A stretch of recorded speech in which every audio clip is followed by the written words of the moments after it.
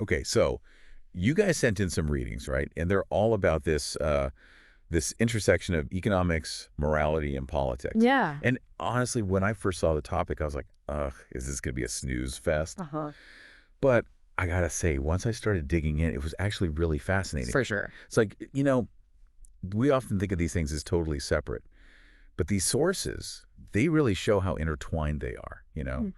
Like every decision you make in one area, it kind of ripples out and affects the others. Yeah, absolutely. One of the articles even posed this question. It said, can any economic decision truly be purely economic? Mm. Or is there always some kind of moral dimension lurking beneath the surface? That's a great question. And, I think it really highlights the core issue here, which is that, like you said, we often try to separate these concepts in our minds, but in reality, they're constantly interacting, right? Every economic choice we make, whether it's personal or on a policy level, it has these ripple effects that extend into both the moral and political spheres. Yeah, and the readings really dove into that. Like when we talk about economics at its most basic level, we're talking about choices, Right. right? How do we use our limited resources? Like how do we decide what to produce, how to produce it, who gets what? Exactly. But it's not just about, maximizing profits or efficiency. Like Mm. one study we got really highlighted this. It pointed out that even policies that are designed for, economic efficiency, like tax cuts, Uh-huh. those can have some unintended ethical Oh, consequences. absolutely. So like apparently a 1% reduction in the top marginal tax rate, it could increase income inequality by, like, get this, specific percentage from source over a decade. Wow.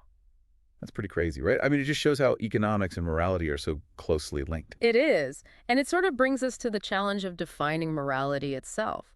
What's considered fair in one society might be seen as deeply unjust in another. Yeah, for sure. And, we see this play out all the time in debates around things like welfare spending. Hmm. One of the articles actually argued for cutting welfare to boost economic efficiency. Yeah, I remember that one. But then it brings up the question of, is that efficiency worth the potential harm it could cause to vulnerable populations?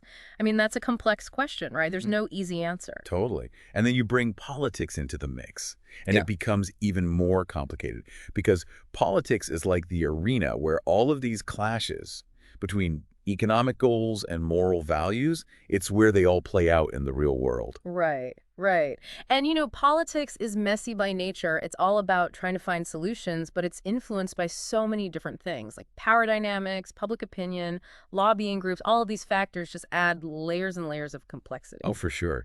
And I feel like the climate change debate is like the perfect example of this. Absolutely. Right. You've got economists who might favor carbon taxes, and they argue that they're the most efficient way to reduce emissions. But then you have some environmental groups who are pushing back saying, hold on, these taxes could actually end up disproportionately burdening low-income communities. Right.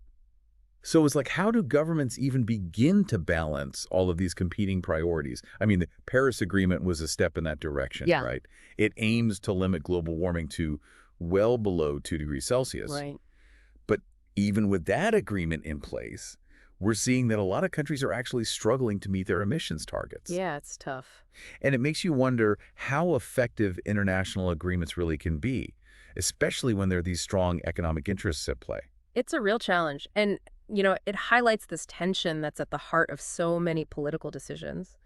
And globalization is another great example. Oh, yeah, definitely. Free trade agreements can be great for boosting economic growth on a global scale, but then you have to think about the potential for worker exploitation, especially in countries with weaker labor laws. I think one of the sources, I believe it was a report from name of organization from source. Ah. They documented a case where a trade deal actually led to the closure of several factories in country. Wow. Yeah. And it resulted in like thousands of job losses. Oh, man. And their argument was that, while the trade deal might have benefited the economies of the countries involved overall, Yeah. it came at a really significant human cost. Right. And it just goes to show that there are often these ethical considerations that are just completely overlooked when we're just focusing on the purely economic side of things. Yeah, and that's exactly why it's so dangerous to try and treat economics morality and politics as if they're these like totally separate domains. Exactly. Because if we just ignore the moral implications of economic decisions, we risk creating systems that, they might look good on paper in terms of efficiency or whatever, but they end up benefiting a select few while exploiting others. Exactly. And, on the flip side of that, focusing solely on morality without considering the economic realities, it can lead to solutions that, while they may be well-intentioned, Right. they just aren't sustainable in the long run. Yeah, totally. Like you think about something like universal basic income. Right, right. From a moral standpoint, it's like a really compelling idea, but the economic feasibility of it is still a topic of huge debate. Totally.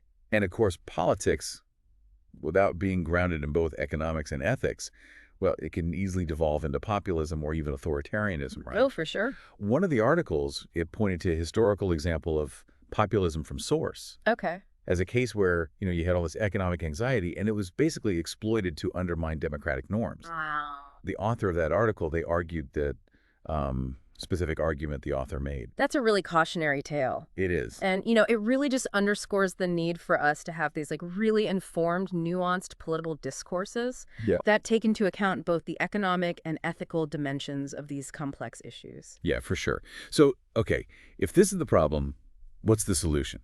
I mean, pretty much all of the sources seem to agree that we need a more integrated approach, Definitely. one that recognizes these inherent connections between economics, morality, and politics. Yeah. We can't keep treating them like they're separate. Absolutely. We need to move beyond this siloed thinking. Right. When we're evaluating policies or making decisions, whether it's in our personal lives or as a society, we need to be asking ourselves a few key questions. Okay. Like, what are the economic implications of this choice?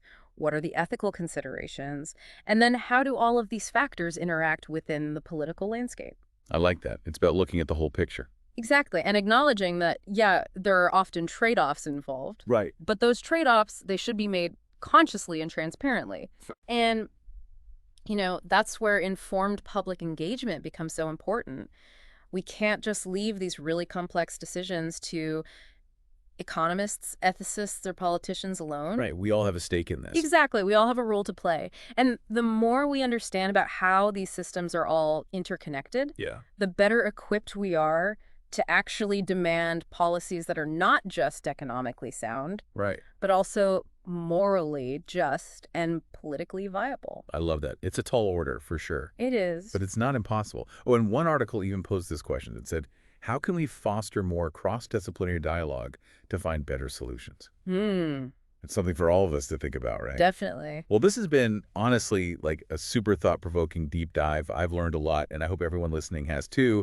Ew. And I hope that you guys will keep exploring these connections. Keep thinking critically about how economics, morality, and politics are all intertwined in our world. Couldn't agree more. Thanks for joining us. Thanks for having me.